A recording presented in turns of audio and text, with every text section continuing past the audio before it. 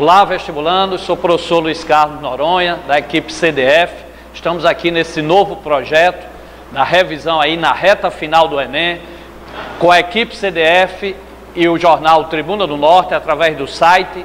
Nós estaremos com essas revisões finais para o Enem, ok? Então, hoje, na nossa aula, teremos a parte de geração de eletricidade e a parte também de como se calcula a conta da nossa energia elétrica. Então, nós vamos ver a parte de geração de eletricidade e, em seguida, nós vamos ver a parte do cálculo da energia elétrica, como é que se calcula a parte da energia elétrica, ok? Nós sabemos que existem várias formas de gerar eletricidade. Nós temos a hidrelétrica, nós temos a eólica, nós temos a solar, nós temos a nuclear. Então nós vamos fazer rapidamente uma pequena exposição aqui, como isso ocorre, e vocês vão ter aí também a imagem no fundo aí dessas formas, dessas usinas hidrelétricas, ok? Então aqui no quadro eu botei bem simples, eu coloquei aqui a hidrelétrica. A hidrelétrica vai gerar essa parte de energia elétrica. Mas o que é necessário mesmo para gerar eletricidade? O que é que eu preciso ter para gerar eletricidade? Então eu necessito de um ímã e eu necessito de fio. Se você tiver um ímã, aquele ímã normal, norte e sul, aquele ímãzinho normal, e tiver um fio, se você começar a movimentar esse ímã próximo do fio, ou o fio próximo do ímã, se ocorrer um movimento relativo entre os dois, tá certo? Então, toda vez que ocorre um movimento de um ímã em relação a um fio, aparece a eletricidade. Então, a eletricidade que a gente tanto usa, o seu princípio, a sua filosofia normal é o quê? É o movimento de um ímã ao redor de um fio, tá certo? Então, eu vou mostrar aqui quem é que faz o ímã se movimentar lá na hidrelétrica. Porque você podia muito bem na sua casa pegar um ímã, pegar um fio e começar a mexer. Enquanto você estivesse mexendo, você ia ter energia elétrica. Agora, se você parar, não teria mais a energia elétrica, ok? Então, você precisa de um movimento contínuo. E é exatamente o que ocorre, por exemplo, aqui na parte da hidrelétrica. Eles têm a barragem onde fica uma quantidade de água suficiente. Essa água, ela desce por uma turbulação. Aqui existe o que a gente chama um turbo. Esse tubo aqui, a gente tem uma comporta, tá? Ela abre para essa água descer. Essa água desce por esse tubo.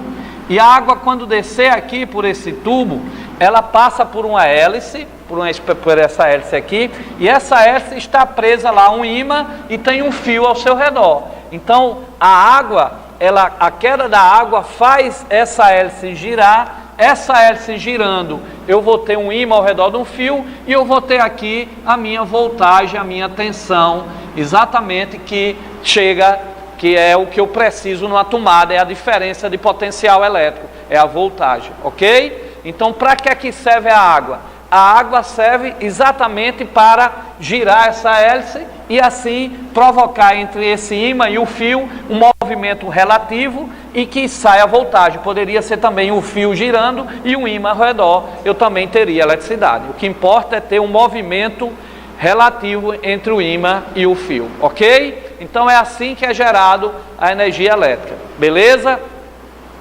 Isso na hidrelétrica. E na eólica, o que acontece? Na eólica, essa hélice aqui, ó, ela vai para cima. Aí o vento vem e gira essa hélice, e a hélice está presa lá, o ímã ao redor de um fio, e gera eletricidade. Então a energia elétrica também é o movimento dessa hélice, só que em vez de ser a água, a hélice está no lado de cima, né? Vocês veem, por exemplo, ali na praia de Rio do Fogo, tem várias hélices lá, o vento é quem gira a hélice, por isso que é energia eólica, ok? Aí nós temos também nós vimos a hidrelétrica, a eólica, nós temos também a termoelétrica e a nuclear. O que é a termoelétrica e a nuclear? É a mesma coisa, vai girar essa hélice. Mas quem é que vai girar essa hélice? Então, só para a gente entender aqui, depois a gente vai passar a melhor figura. Você tem a água, por exemplo, dentro de uma banheira, e na termoelétrica você aquece, você queima o gás ou o carvão, tá certo? E quando você queima o gás ou o carvão, essa água vai ser aquecida, forma o vapor, e o vapor dela é que sai e que gira essa hélice. Então é o mesmo procedimento, a hélice está ligada a um ímã, a um fio, e gera o potencial elétrico, ok? Então a eólica é o vento, essa hélice está para cima, a hidrelétrica é a água que gira, a termoelétrica, o carvão queimado ou o próprio gás que vem, tá? Esse gás geralmente é aquele mesmo gás veicular, o CH4, o primeiro gás que sai do petróleo, tá certo? Quando a gente fura, que o petróleo não é uma substância, é uma sopa de substância. Assim que a gente fura o petróleo, sai o primeiro hidrocarboneto, que é o metano, o gás veicular que usa no carro, ok? Então você pode queimar esse gás ou o carvão, esquenta a água entra em vapor e gira essa hélice. A nuclear é a mesma coisa dessa daqui. A diferença na nuclear é que quem vai esquentar não é a queima do carvão, quem vai esquentar a água não é a queima do gás natural, quem vai esquentar a água é a energia que sai da quebra do urânio, da fissão nuclear, ok? Então o que ocorre na energia nuclear, na quebra do urânio, o que é que acontece? Vamos imaginar que esse lápis seja o urânio. Quando você quebra esse lápis, quebrou o urânio, e Einstein dizia que a soma desses dois pedaços do urânio quebrado é menor do que ele inteiro. E para onde foi essa massa que sumiu? Aí Einstein disse que essa massa, a equação bem conhecida, essa massa que some, multiplicada por uma constante ao quadrado, libera aquela energia enorme que vocês viram na bomba atômica. Então essa energia esquenta a água na nuclear, essa água gira a hélice, e essa hélice tem um ímã ao redor de um fio e também gera eletricidade, ok? Então a nuclear, a diferença da nuclear para a termoelétrica é que na termoelétrica eu uso o carvão ou o gás natural para esquentar a água. Na nuclear, quem esquenta a água é a energia que sai da quebra do átomo de urânio. Ok? Beleza? Aí você diz, professor Luiz Carlos, e quanto a energia ser limpa ou não ser limpa? Isso também pode ser explorado no Enem. A hidrelétrica, ela é limpa a energia? Não. Por que não é limpa? Porque essa água que acumula aqui com o resto de matéria, né, fica embaixo, sem oxigênio, sem a luz chegar, isso aqui vai gerar o gás, as barragens geram esse mesmo gás CH4 que sobe, e esse gás das barragens vai lá e aumenta o efeito estufa. O aumento do efeito estufa, ele é prejudicial à Terra, porque ele está aumentando a quentura da Terra, ok? Então a hidrelétrica não é uma energia limpa, porque ela gera o CH4 devido aqui essa parte da água aqui acumulada, ok? Resto de matéria, uma barragem dessa cobre cidades, né? Tá certo? Agora com essa falta de água que está aí, o que é que está acontecendo? Esse nível de água está diminuindo, e sem a água não vai ter água para descer e girar essa hélice, então vai faltar energia. Por isso que tem que torcer para ter sempre chuva ou um projeto para sempre estar chegando água nessas barragens, ok? Então sem a água aqui não vai ter esse movimento. Então pessoal, a hidrelétrica ela não é totalmente limpa, porque ela gera o CH4. Mas é uma das formas de energia mais barata, porque ele utiliza aí, depois da construção da barragem, ele só utiliza a queda da água. Essa água passa, gira essa hélice e volta de novo para o rio, ok? Aí você diz, professor Luiz Carlos, e a termoelétrica, que pega o carvão para esquentar a água, para o vapor da água girar a hélice para gerar eletricidade? Que essa hélice tem que estar em movimento, para o ímã e o fio estar em movimento e gerar eletricidade. Essa aqui, se é carvão é C, queimando vai dar CO2, ok?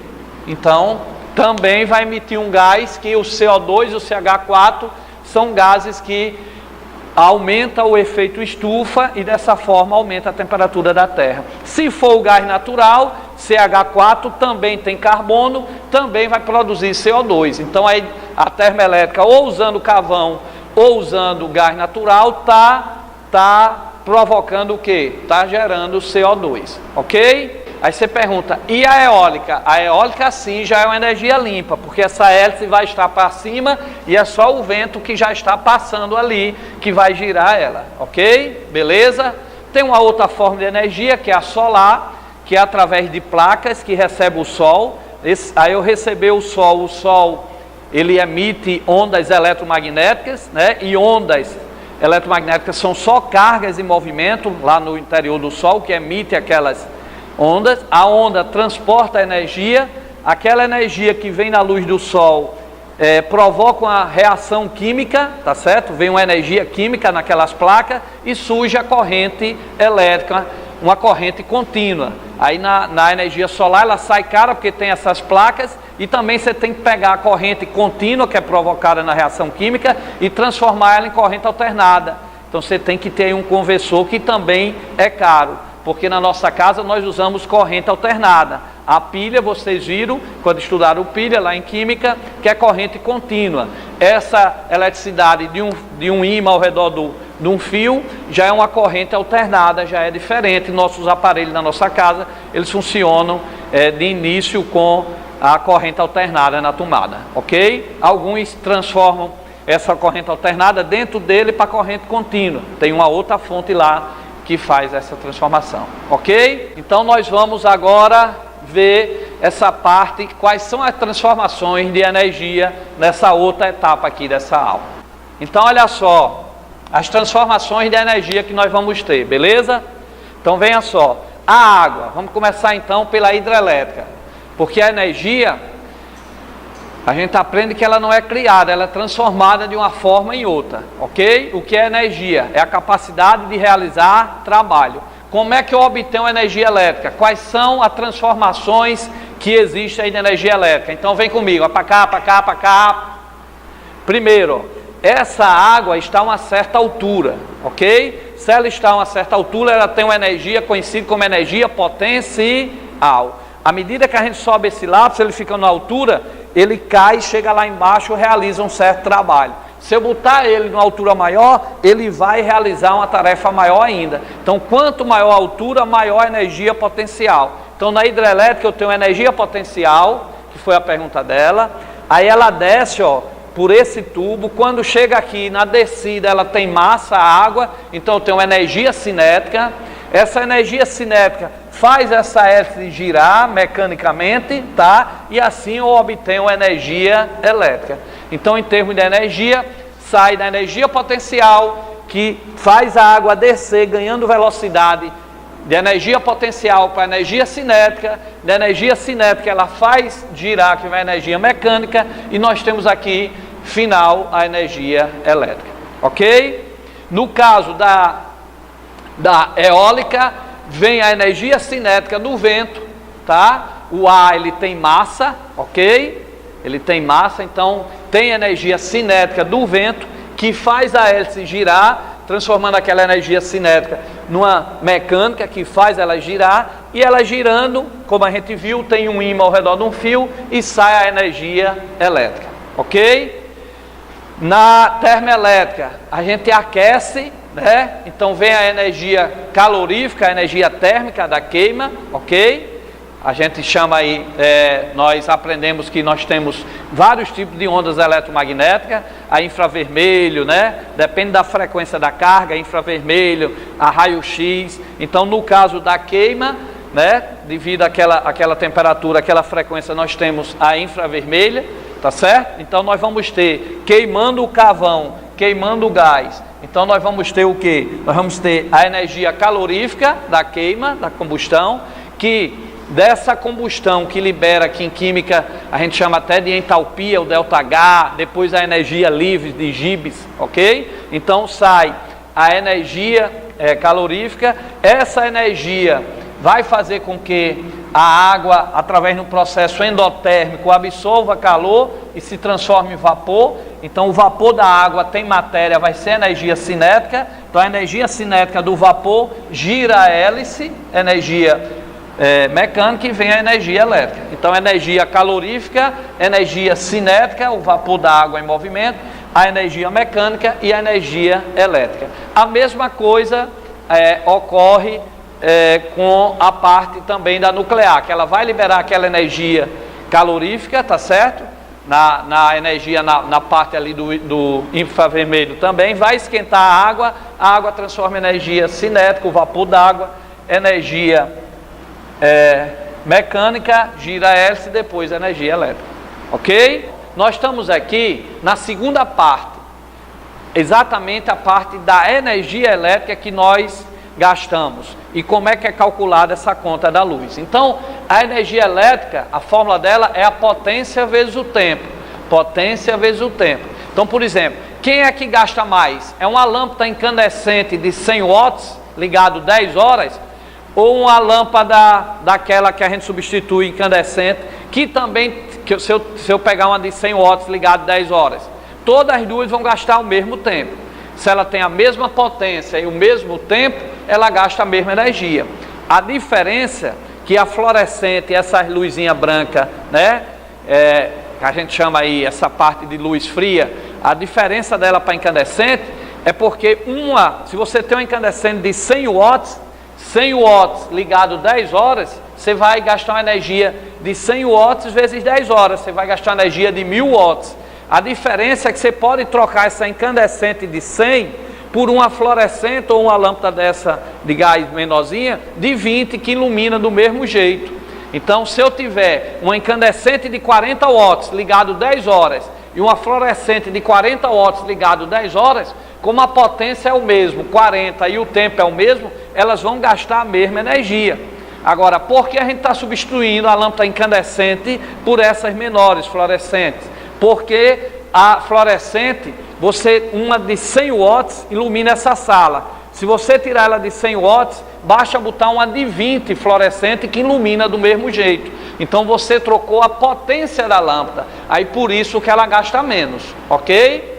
Beleza? Então, se eu tenho uma lâmpada fluorescente de 20 watts que ilumina a sala do mesmo jeito de uma incandescente de 100 watts, é melhor eu tirar de 100 e botar de 20, porque eu vou multiplicar as 10 horas que eu uso ela, em vez de 100 watts, eu estou multiplicando por 20 watts. Então a fluorescente vai dar 2000 watt-horas, enquanto a incandescente, para iluminar do mesmo jeito, tem que ser mais potente, então vai gastar muito mais, ok? Um chuveiro gasta muita energia, por quê? Porque a energia é potência vezes o tempo, a energia é potência vezes o tempo. O chuveiro tem uma potência de 4.400 watts. 4.400 watts. Então são 40 lâmpadas aí, 44 lâmpadas de 100 watts ligadas ao mesmo tempo quando eu ligo um chuveiro. Então o chuveiro vai ser 4.400 vezes 10 horas. Então vai dar muito, a energia é muito cara, por isso que o chuveiro a gente tem que usar o menos possível, o mais rápido, ok? E por que o chuveiro tem uma potência tão grande? Porque a tarefa dele é muito maior. Ele vai ter que pegar a água que passa ali em frações de segundo, fria e ficar quente. Então ele necessita de realizar um trabalho muito maior num pouco espaço do tempo. Por isso que a potência dele é muito grande.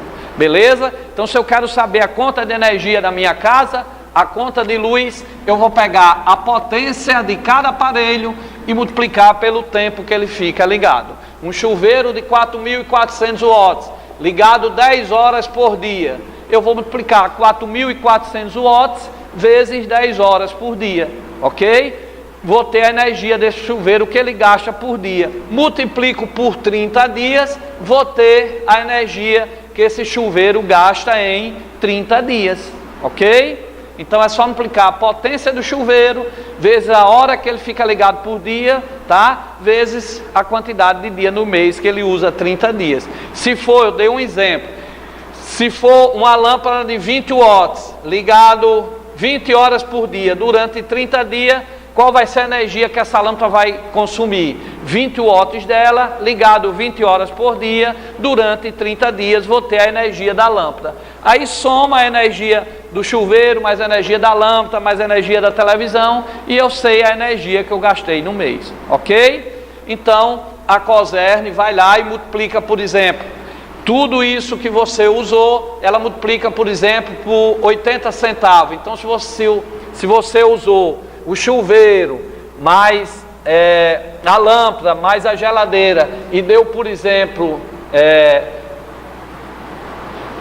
um 20 mil, por exemplo, multiplica por 80 centavos, que é o que ele cobra kWh e você tem o valor da sua conta de luz. Então é isso aí, essa foi a nossa primeira aula de como é gerada energia elétrica e como se chega à conta de luz, ok? Isso é um projeto do CDF com o site da Tribuna do Norte e nós temos aí outras aulas, é só vocês procurar aqui no site e assistir essas aulas de revisão final, na reta final para o Enem.